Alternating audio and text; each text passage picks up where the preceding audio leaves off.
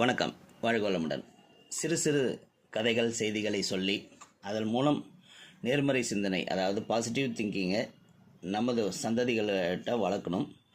அதனால் அது கதை வடிவில் இருந்தால் நீங்களும் அவர்களுக்கு சொல்லுவதில் ரொம்ப ஈர்ப்பும் தெளிவும் இருக்கும் அவங்களுக்கு. அதனால் ஒரு சின்ன கதை இப்போ மறுபடியும் உங்களுக்கு. ஒரு மியூசியம், அதில் ஒரு அழகான பளிங்கு சிலை ஒன்று இருந்தது. அதனை பார்க்க தினமும் பலர் வருவார்கள். மணிக்கணக்கில் நின்று ரசிப்பார்கள். அந்த வேலை நுணுக்கத்தையும் அதன் அழகையும் பார்த்து பார்த்து வியந்து போவார்கள்.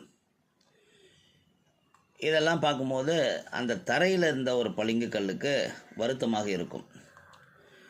ஒரு ராத்திரில் அந்த பளிங்கு சிலையிடம் தன் வருத்தத்தை சொல்ல ஆரம்பித்தது. கீழே தரையில் இருக்கும் பளிங்கு கல்.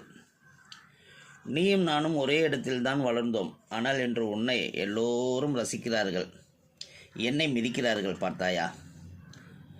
ஆமாம், ரொம்ப வருத்தமாக இருக்கிறது. ஆனால் ஒரு விஷயம் என்றது சிலை.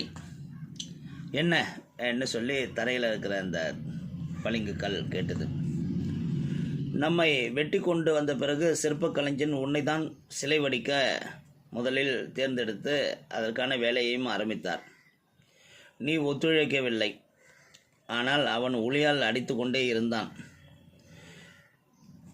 அதாவது இந்த தரையில் இருக்கிற கல் சொல்லுது, ஆமாம், அவன் என்னை உளியால் அடிச்சுக்கிட்டே இருந்தான், அதான் என்னால் பொறுக்க முடியவில்லை, அதனால் நான் ஒத்துழைக்கவில்லை என்று சொன்னது.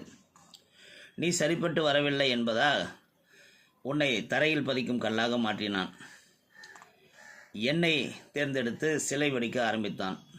நான் அவனுடைய உளி குத்தல்களை எல்லாம் தாங்கி கொண்டேன். அதனால் அழகான சிலையாக மாறிவிட்டேன் என்ன சொல்லி அந்த பளிங்கு சிலை சொன்னிச்சு. ஏன்னா எல்லாவற்றுக்கும் ஒரு விலை இருக்கிறது. அதை கொடுத்து தான் வெற்றியை அடைய முடியும், உயரங்களுக்கு செல்ல முடியும் என்று பளிங்கு சிலை சொன்னது. அதனால் நீங்கள் உங்கள் சந்ததிகளுக்கு, உங்கள் சக பிள்ளைகளுக்கு சொல்லுங்கள், எல்லாத்துக்கும் ஒரு விலை இருக்கிறது.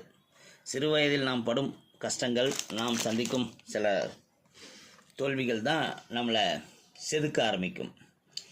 அதனால் இளமை பருவத்தில் நாம் வாழ்க்கையில் எந்த இலக்கை நோக்கி போகணும்னு நினைக்கிறோமோ அதுக்கான உழைப்பு மிக அவசியம். இந்த சிலை வடிப்பதற்கு அந்த ஒளியை தாங்கியதனால் அந்த சிலை, அந்த கல் சிலையாக மாறியது. அதே போல் பல வழிகளையும் தாங்க வேண்டும், சில வருத்தங்களையும் தாங்க வேண்டும். ஆனால் நம்மளோட முன்னேற்றம் என்ற குறிக்கோளிலிருந்து முனையளவு கூட மாறக்கூடாது. அப்படி நாம் நம்மை செதுக்கி கொண்டோம் என்றால் வாழ்க்கையில் முன்னேற்றம் மட்டும்தான். அதனால் அந்த முன்னேற்றத்தை நோக்கி சில வழிகளை பொறுத்து கொண்டு வாழ்க்கையில் சில நம்மை செதுக்கிக் கொள்ளும் வாய்ப்புகளை உருவாக்கி கொள்ளுங்கள். வாழ்க வளமுடன்.